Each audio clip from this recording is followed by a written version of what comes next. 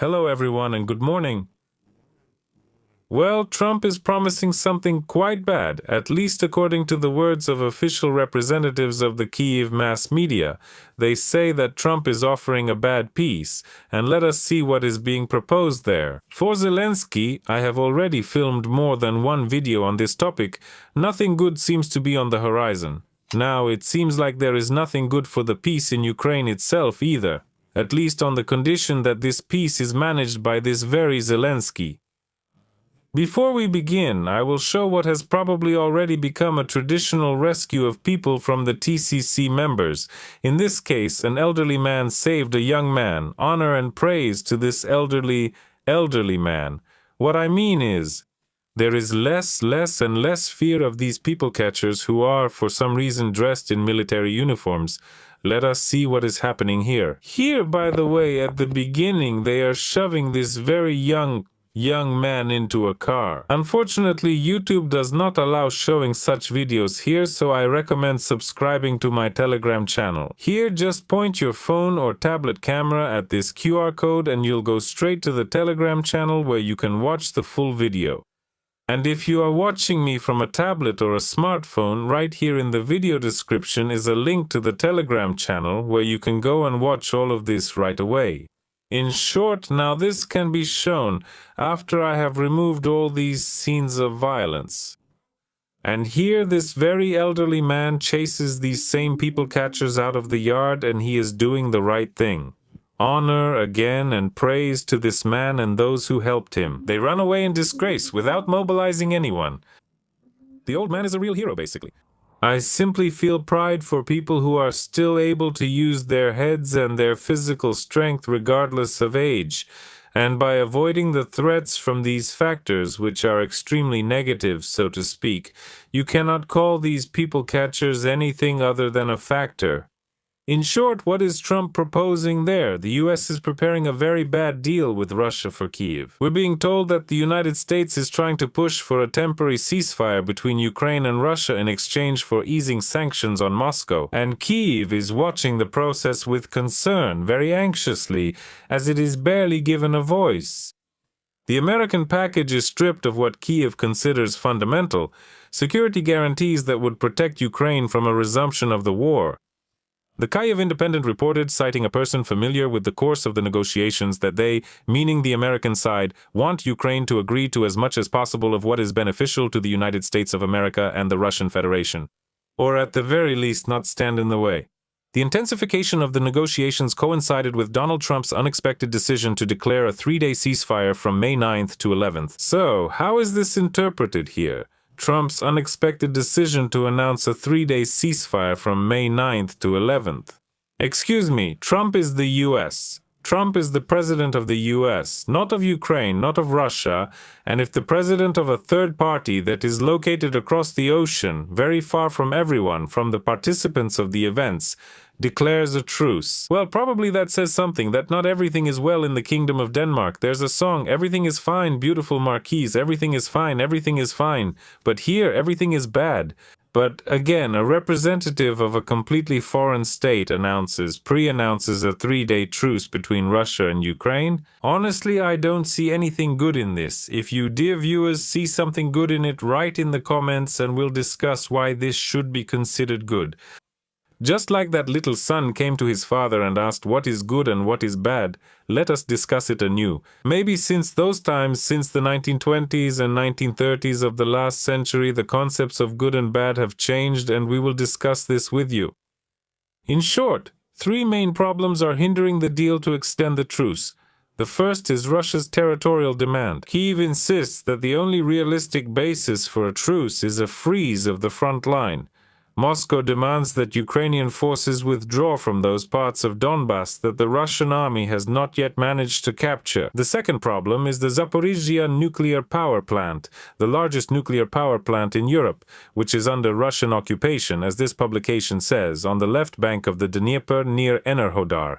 Russia insists on maintaining control over the plant as part of any deal with the US. This is unacceptable for us, says the Ukrainian representative. And in previous American plans, there were ideas to hand over the Ukrainian nuclear facility under some form of US supervision or management.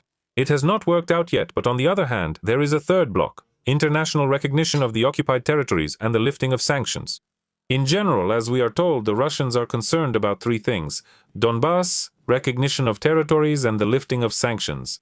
But that very spirit of anchorage, while it is hovering somewhere in the air, it does not smell like anything good, and it is not working out to do everything as was planned, neither by one side nor by the other. In general, they just can't meet and reach common ground. I mean, Ukraine, Russia, and the US, they meet separately.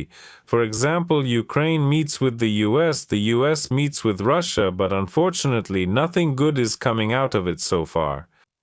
Then we have a statement from Trump. Trump declared, shaking his finger in the air, that he is ready to go to Russia and promised that the war in Ukraine would end soon. And he rejected any secret agreements with the Kremlin regarding Donbass. He stated that he could go to Russia. Here is the evidence. Do you think you would be able to go to Russia this year? Maybe. Listen, I will do whatever is necessary. I have resolved 8 wars. This war is coming to an end. Trump claims that he has already resolved 8 wars. I don't know which wars he resolved, but anyway, he tried to resolve them but didn't really succeed. And here we have a commentator who is capable of going to the very end with their comments regarding this very regulation. Now I'll show him to you. And of course, it's this character right here. We are maximally satisfied with our work, but unfortunately our work yielded no result. In fact, the work didn't produce any results at all. Trump's work has obviously yielded some results, but the 8 wars he regulated still need to be described somewhere. Believe it or not, but it is coming to an end. And we believe that in the end we will reach an agreement between Russia and Ukraine. Trump says that the war between Ukraine and Russia is coming to an end and that in the end a solution will be found between Russia and Ukraine. Plus, a reporter, without listening to Trump, states that Trump answered the question of whether there was some kind of agreement between you and Putin that Russia should get the whole Donbass. Trump stated that no, that would not happen. Plus, the BBC is analyzing a mysterious signal from Putin about the end of the war. Let me remind you that he stated that the war should indeed also be ended soon, without letting us into the details. That is, Trump and Putin are not letting us into the details. Zelensky is traditionally somewhere outside of these agreements and knows nothing, telling stories about how the powerful 91st Company is at the border. And the BBC tells us that Putin himself did not specify exactly when to expect the end of the war, so, as the publication admits, interpreting his words is effectively poking a finger in the sky. The chances of Schröder, a companion, the former chancellor, ex-chancellor of Germany, getting the role of a mediator might not be very high, but on the other hand, according to the newspaper's version, there is a signal, in other words, of Putin.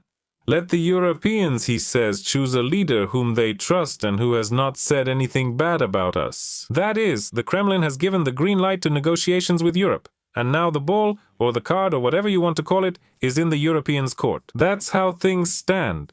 Now it's up to the Europeans to decide what will happen regarding the relationship between Russia and Ukraine. Why the Europeans? It is absolutely impossible to understand. Maybe because they supply missiles. But here's something interesting as well, because we're being told that the same missiles for the Patriot systems, which themselves cost billions of dollars, simply aren't available. Because of the deficit, because of Iran, because of the Middle East conflict, and the US gave an order to ship these very missiles not to Ukraine but to its own forces over there in the Middle East, showing the priority and vector of development of the very forces that Ukraine would like to see at home.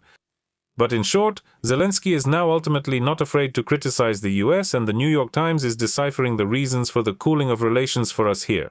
Since the beginning of the war in Iran, American negotiators have not had time for Ukraine, and apparently this is the reason for the cooling of relations.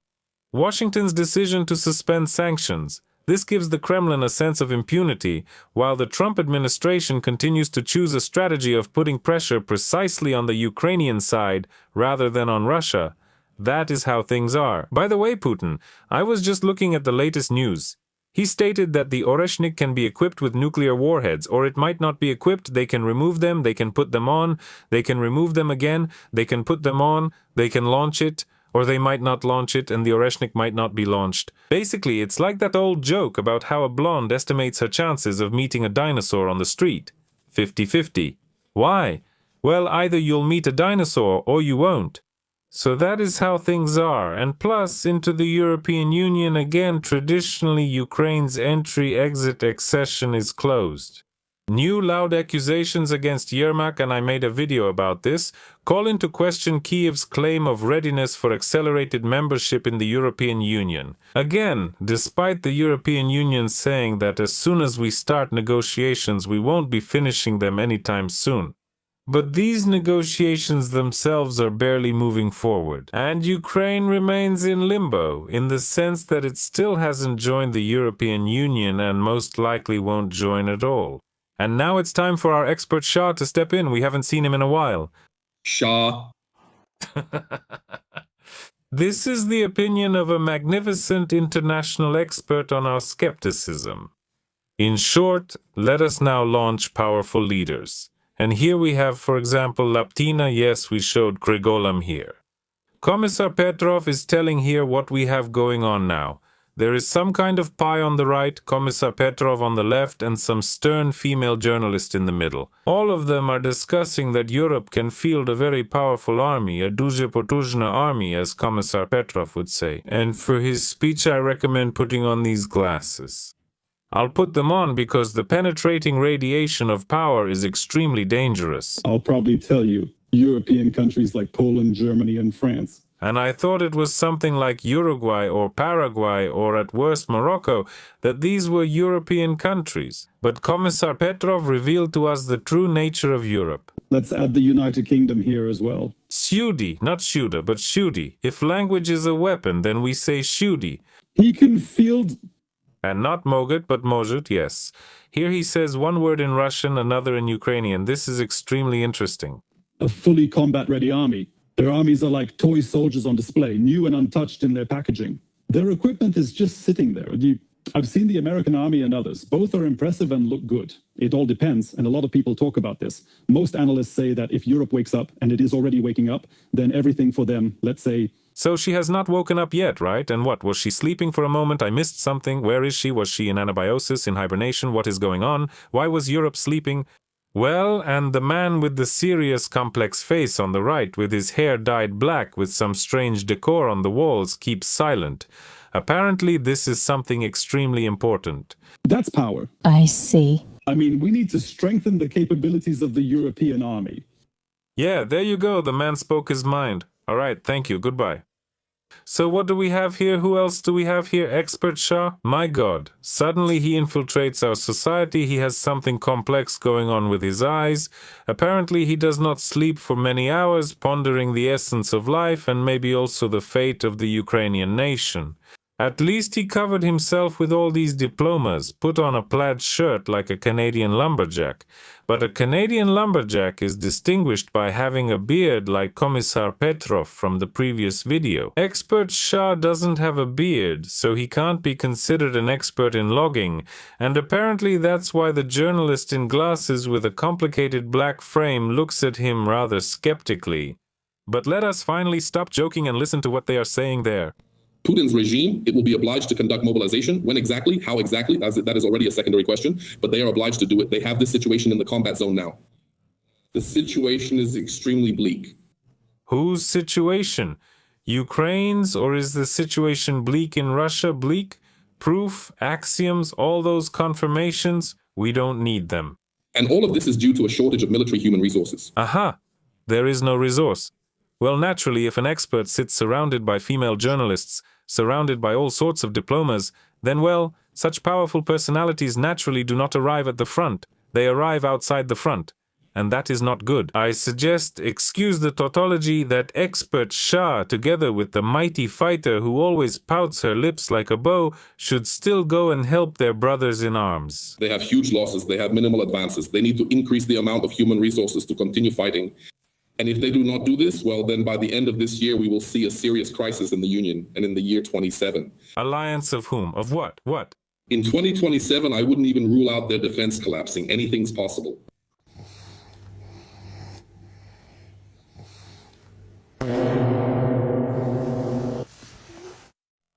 Collapses of Russia's defense. Good, yes, everything is collapsing in Russia. The economy is collapsing. Russia is collapsing. Islands are sinking. Kamchatka is being flooded. Expert Shah, a specialist in all matters. Super.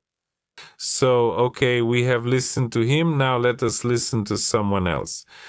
Here we have Fursa or Fursa. In general, whatever you call him, his look is the same. This general's son is now discussing that very former press secretary, the one who used Zelensky and who spilled so much dirt that it flooded the entire Bankovaya.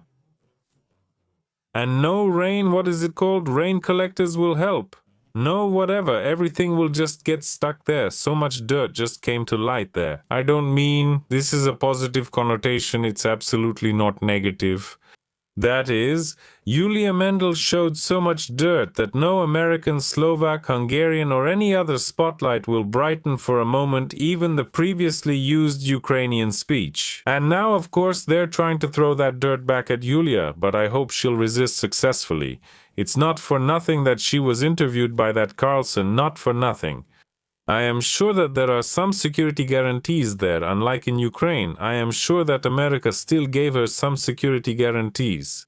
And honor and praise to the person who was able to tell, was able to show all this dirt. It is, you know, like in childhood when you lift a stone and there are some worms and bugs and some other insects there or spiders there or someone else. That is approximately what she did. So she lifted that little stone, or I would even say a boulder, and under it was just a mess. Not every anti-corruption bureau can handle those worms. Well, let's finally listen not to me, but to Fursa. And the political statement that she is indeed recruited. What is happening? How do you understand this for yourself? Aha, she's been recruited, I see. Information and Psychological Operations Mosfilm is being filmed in Luhansk. The actress is from Luhansk, clear. She turned into a Moscow madwoman a long time ago, although she once had some relation to the authorities, and further. Yes, that's how it is. But since she was nobody, and nobody vouched for her? That is, a person. Let me remind you that Yulia Mendel was chosen as Zelensky's press secretary from thousands of applicants. Fursa, the son of a general, who is now sitting in studios simply because he is the son of a general, says that Yulia Mendel is a nobody and nothing. Why? Simply, well, that is what he thinks if he is still capable. He decided that while wearing some kind of t-shirt. And wants to draw attention to herself. She wants to be talked about. Not at all. I don't think so. She just came. She was actually invited, and she said what she thinks, basically, and what happened, and also what will happen. But the fact that Fursa doesn't say anything about the current situation, well, there are already some signs here. Things were going badly. People could no longer withstand what was what. And the resistance to the Russian narrative was poor, even when she this country more. And what are Russian narratives? That there is corruption in Ukraine? Well, really? Or that people in Ukraine are being forcibly taken to the front? What is that? Are these pro-Russian narratives? Or that there's no democracy in Ukraine, is that also a pro-Russian narrative? Well, if that's the case, then yes, of course, you could even say that if prices are rising in Ukraine, that's also a pro-Russian narrative. And the fact that Fursa is the son of a general is also apparently Russian narratives, of course. Are we supposed to accept there's a dictatorship in Ukraine, or what can't we? And there is no dictatorship in Ukraine, right? I forgot. There is democracy in Ukraine. Sorry, I take all my words back. Everything was untrue. There is democracy in Ukraine. I just forgot. Russians actually, if this reached someone authoritative. And who do you mean by an underworld authority? We are against it. This channel is against all that. We all live by the same prison code stuff and all of that. No, we don't need any crime bosses. So there were more problems, but fortunately with such an audience. And like Carlson, who interviewed, Putin, is not an authoritative journalist, right? Well, okay. They do not invite her because everyone sees how she lost her mind. This is the only thing everyone knows. And these authoritative journalists, apparently in the opinion of Fursa, wherever the stress is placed, again, it does not matter. This is probably a journalist from Telemarathon. So apparently they're supposed to assess the importance of the invited person, and apparently Fursa is a more significant figure for Ukrainian media than Yulia Mendel herself. And the guy's ego is just Wow. Well, in general, that is how things are. That is, Ukraine is being forced to accept what many consider an unfair peace, and whether this will succeed, forcing it, I mean to accept this very unfair peace or not, is impossible to understand so far. But what is being implemented right now, this program for, I would say, whitening the activities of Bankovaya, also speaks volumes. That is, they will not just go after the National Anti-Corruption Bureau of Ukraine and the Specialized Anti-Corruption Prosecutor's Office on their own. These are the bodies that were organized and founded by the American authorities. There is something to think about here. Write in the comments what you think, dear viewers. Well, that's all for now. Goodbye, everyone. Objectively, the role of Europe will increase now. Simply, Europe will now be Ukraine's main ally in these possible negotiations. Although I will repeat once again, until we bring Putin to his knees, there will be no negotiations.